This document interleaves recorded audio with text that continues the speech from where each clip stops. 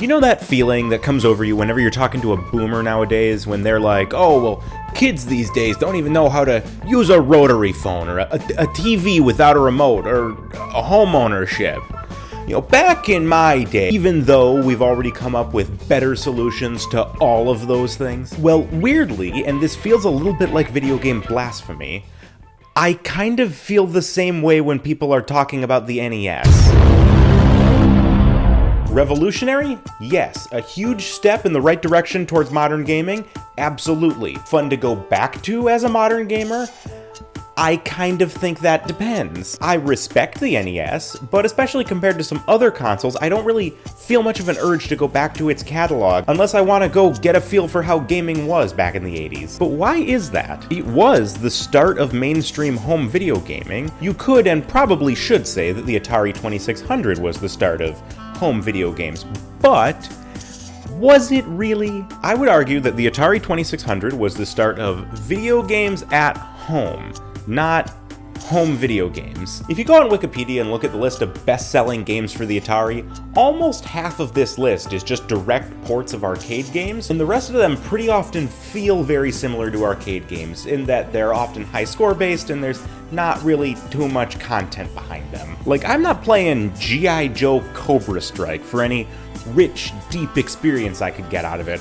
I am playing it because it was included in the collection of games that came with my Atari, and that's about it. The NES, on the other hand, introduced a bunch of games that had that richer, deeper gameplay meant for a person sitting at home rather than a person waiting for the guy in front of them to finish their turn on the arcade machine. Like, if you were a gamer back in the 80s, I could see something like The Legend of Zelda giving you something to do your whole summer rather than just go for high score, rinse, repeat. So let's take a look at some of the biggest games from the NES and try and figure out why I, someone born in this millennium, doesn't adore this console as much as many others do. Full disclaimer before we start. I am someone who has recently had other financial priorities. No, the other one. Yeah, that one was more important. So I don't actually own an NES. So most of what I'm playing today is on the Nintendo Entertainment System Classic Edition. This works because this is how Nintendo chooses to present this console. This is what Nintendo says is the best games for this system, at least the ones that they have rights to, and I get to play it with an actual NES controller and see what that's like. So obviously the first thing that you're going to think of when NES is on the mind is Super Mario Brothers, more specifically World 1-1. Hell, this might even be the first thing that you think of when video games are brought up in general. This whole game is simple, but not to a fault. You don't have some modern niceties here like tons of power-ups or a level select screen or the ability to run backwards, but you don't need to for the most part. It's fun, well-designed platforming at its best, for 1985 at least. And as much as I truly do love this game, I'm not good at it. The controls feel fine, if maybe a little stiff at times, and the overall aesthetic design of the levels is really good for an early NES game, if maybe it gets a little samey as the game goes along. Like, look at these two images here. Which one of these is from 8.2? Which one of these is from 4.1? They're both from 5.2, and you couldn't tell that. You know when you go to a restaurant and you get a cup for water, and then you go to like the soda fountain to fill it, but there's no like dedicated spout for water? There's just like the little water button on a spout that's meant for something else. So when you get your water, it's kind of infused with the flavor of whatever else was there, and it's kind of just a little bit off and gross. Anyways, Super Mario Bros. 2. Yeah, this game feels weird. It kind of doesn't even feel like a Mario game.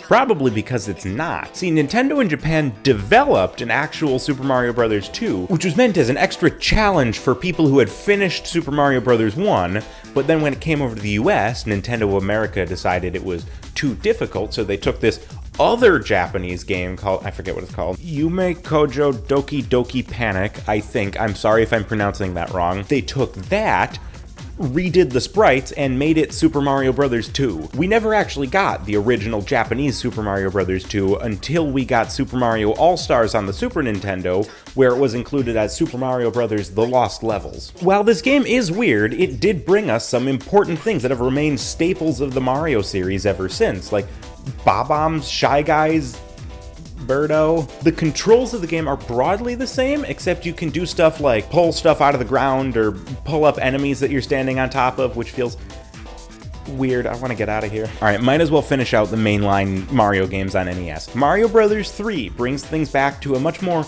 normal, mainstream Mario without any weird Doki Doki Panic infused strangeness. This game adds things like a world map. It's got more refined graphics and controls and some more interesting platforming. Again, I'm just not good at Mario on NES for some reason. I think if I practiced more I would be, but that's not the point. So in my opinion, this is Mario at his best, definitive Mario that NES can offer you. The Legend of Zelda is probably Nintendo's second best known franchise, with the possible exception of, I don't know, Ice Climber. It got its start on NES and has been on almost every Nintendo console, with the notable exception being Virtual Boy. Really missed out there. I actually got pretty far into Zelda 1 a little while back, and I can certainly say that this is the first Zelda game without a map, of which there were only fragments of one inside the original game manual. You're gonna do a lot of wandering until you happen to come upon a dungeon.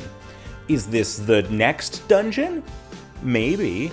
Are you gonna go inside and immediately get slaughtered by a bunch of overpowered enemies because you were supposed to get more items in practice before this one? Probably. One of the most interesting things about this game, compared to a bunch of other NES games, is that it had this little tiny battery in the back of it. With this battery, you could drive my car about 11 feet. Or alternatively, if you wanted to, you could save your game to the cartridge. This was a big deal to a gamer in the 80s.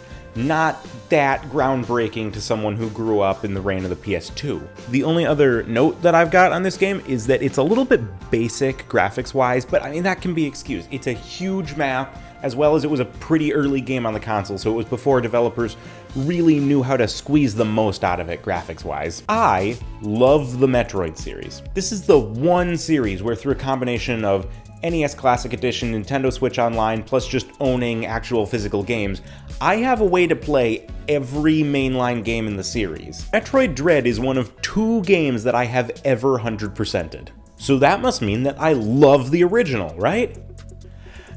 Not really. So I was recently talking to my uncle, who was a gamer in the 80s, and he said back then Metroid was one of the coolest things that you could get. But as a self-proclaimed Metroid fan, there just are not enough buttons on this thing to properly control Samus. So for those of you who don't know, the Metroidvania genre is a genre of gameplay style popularized by Metroid and Castlevania Symphony of the Night. It's a genre where you have this huge interconnected map with most pathways initially closed off, but as you continue the game, you explore and upgrade your moveset and your abilities, and you can use those to unlock and access more and more areas of the map as you go along. These games are at their best when your upgrades add substantially to the player's moveset, and then you really get to practice and hone your abilities, and these moves become really satisfying to pull off.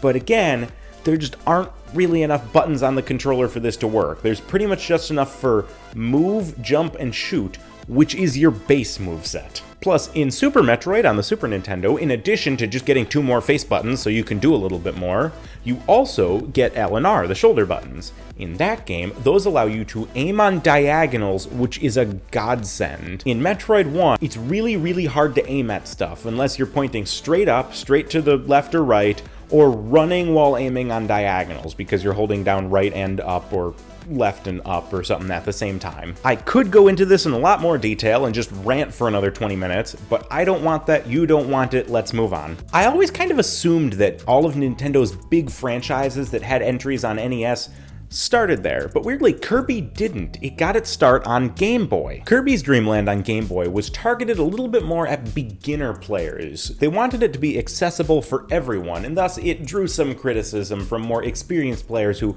wanted a bit more of a challenge out of a big new Nintendo game. So to add some depth of it for the NES entry, Kirby's Adventure, creator Masahiro Sakurai, who would later go on to create Smash Brothers, added this concept of copy abilities into the game. Basically, if you inhale, then swallow an enemy, you get their ability to use against other enemies. Basically, imagine if you ate a Big Mac, you got the ability to give other people heart attacks. It keeps the basic gameplay simple and understandable so new players can still approach it, but there's a lot more depth to it, and it feels really fun to try out different abilities that you could get. To me, it's an NES platformer that stands out from all the rest in the best possible way. Okay, so Dr. Mario is a falling block puzzle game, like something like Tetris or whatever that one on Genesis was. As far as home console games go, though, am I really expected to sit and have hours of fun with some colors falling down a screen and stacking up? Yes, I love Dr. Mario so much. Really, I love all falling block puzzle games, especially Tetris, though. It took me 2 hours of straight Tetris play to get this high score. And while something like Metroid kind of struggles to fit itself on the NES, I feel like Dr. Mario is almost the perfect control scheme for NES. Just move your block left and right, drop it down, rotate it with A and B, you're done. It's already a perfect control scheme, and it doesn't even use the whole controller. This is like the video game equivalent to being one of those in school who finished the test 20 minutes early, made a big deal about turning it in right then, and then still got 100%. And I'm not even upset at this one. This game is one of admittedly many reasons why this video took so long to make, mainly because there were a couple times when I sat down to record gameplay footage of NES games so I could put it back here, and I started playing some Dr. Mario, and then I just sat there and played it for hours on end because Dr. Mario is a fantastic game. I really have nothing else to say. I just like Dr. Mario and wanted to rant for a minute, so thank you for indulging me. All right, these next ones, I don't really have a ton to say about each of them, so we're just gonna kind of go through quick. All right, Ninja Gaiden. This is actually a lot of fun if it gets maybe a little bit repetitive. I think these graphics are great, especially for an NES game, and especially these cutscene bits here. These look awesome. Excitebike is fun, it fits the console really well. The only thing is, after I'm done playing it, I don't really find myself itching to go back for more. Mega Man 2. The Mega Man games on NES are iconic, probably the most iconic of the series. They keep going back to this graphical style for Mega Man nostalgia and more games. But they're famous for being hard. And as previously mentioned, I'm not good at video games. I did not get far at all in this one. I will probably revisit it, but yeah. Donkey Kong. It's the original arcade game, but squished, it's missing a level, and I'm not good at it. It's fun, but this doesn't feel like the best way to be playing Donkey Kong. Final Fantasy is boring and slow and confusing for someone who already doesn't like turn-based RPGs that much, but then you're given a one from the 80s before this system had gotten refined or before they could have interesting graphics. I really couldn't get very far into this one, not because I couldn't do it, but just because I didn't want to. Super Contra. The graphics look pretty detailed for an NES game, and when is running and shooting not fun? That being said, it's still got a little bit too much arcade DNA in it. I feel like I'm going for a high score more than going for the end of a level, and that's what I want to be feeling at a home console game. Punch-Out is another case where it's pretty good, but I'm not really lining up to get more. It feels a little bit slow and repetitive after a while. Galaga. It's Galaga. I love Galaga. But again, if I'm at home, I'd rather be playing something more tailor-made for home. If I'm at the arcade, I'd rather be playing the arcade version of this, which is better anyways. Kid Icarus is a really interesting platformer where instead of scrolling left to right, it scrolls bottom to top. Of all of the games on this list, I think that this is the one that I'm probably most interested to go back to and try and beat the whole thing. So looking back, there are actually a lot of games in this video that I really did like on the NES. So why can't I bring myself to say I like this console necessarily?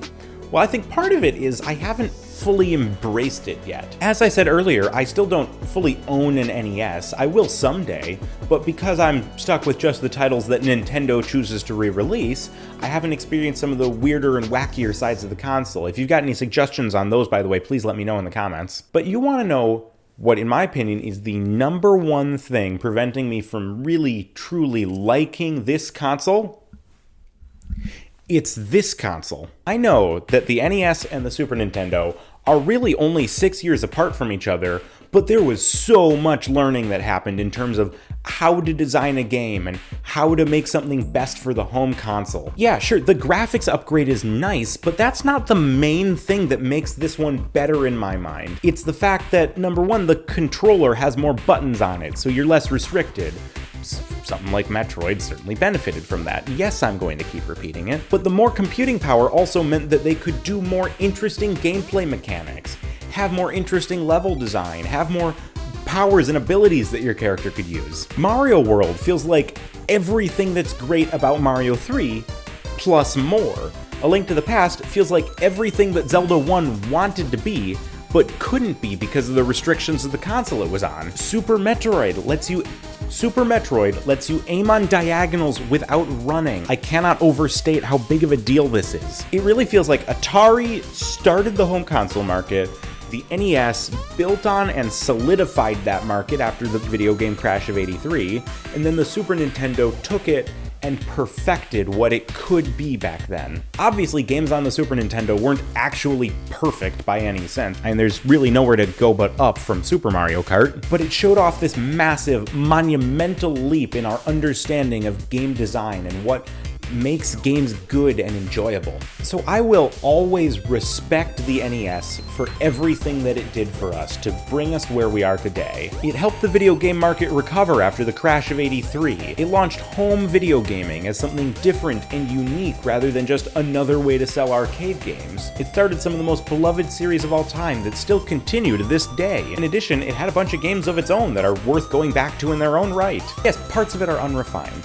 Some games totally are not worth going back to as a modern gamer. Hell, some of these games piss me off, kind of. But at the end of the day, looking at everything that this console did and continues to do for us, I will always like the NES. Wait, I do? The video title's a lie.